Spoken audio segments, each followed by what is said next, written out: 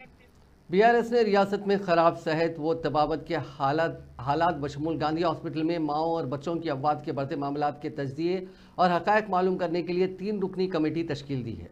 जुमे को अपने बयान में बीआरएस के कारगुजार सदर के.टी. रामाराव ने ऐलान किया कि यह कमेटी साबिक डिप्टी चीफ मिनिस्टर व वजीर सेहत डॉक्टर राजैया, साबिक रुकन असेंबली एम आनंद और एमएलसी के संजय पर मुश्तमिल होगी। केटीआर ने कहा कि डॉक्टर राजैया की ज़ेर क़यादत कमेटी गांधी हॉस्पिटल और रियासत भर के दीगर दवाखानों का दौरा करेगी ताकि सूरत हाल का जायजा लिया जा सके।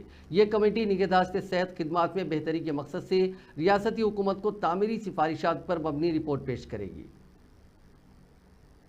बीआरएस के कारगुजार सदर के.टी. रामाराव ने तेलंगाना में कांग्रेस हुकूमत पर रियासती मुलाजिमीन की फलाह बहबूद को नज़रअंदाज करने का इल्ज़ाम लगाया।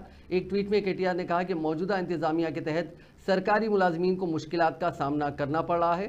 ख़ास तौर पर पिछली बीआरएस हुकूमत की जानिब से मुतारिफ कराई गई employees health care trust scheme की अदम निफाज की वजह से केटीआर ने जोर देकर कहा कि चीफ मिनिस्टर चंद्रशेखर राव के दौर में रियासती मुलाजिमीन के साथ अफराद खानदान जैसा सलूक किया जाता था और उनकी फलाह बहबूद को यकीनी बनाया जाता था। इसके बरक्स उन्होंने कांग्रेस हुकूमत पर सेहत की देखभाल के लिए फंड्स रोककर मुश्किलात पैदा करने का इल्ज़ाम लगाया। उन्होंने मुतालबा किया कि कांग्रेस हुकूमत बीआरएस इंतजामिया के दौरान जारी करदा हुकूमती हुक्मनामे को फौरी तौर पर नाफिज करे, जिससे 20 लाख मुतासरा खानदानों को राहत मिलेगी।